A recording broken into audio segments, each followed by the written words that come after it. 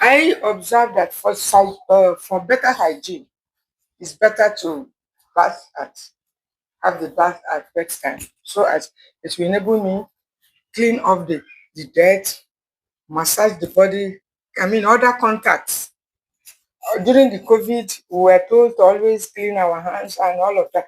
As a matter of fact, it was during that time I became more serious with bedtime bathing because if you had made any contact with anybody during the day, or there are bacteria that followed you, the moment you have your bath at night, you wash off everything and then you can now sleep with a clean body. Remember that those bacteria, they move and act, they are more active when we are asleep.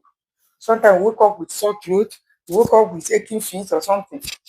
But some of these things, if you take your bath as I normally do at night and massage it, by the time you wake up, you may feel better and then refreshed. So let's look at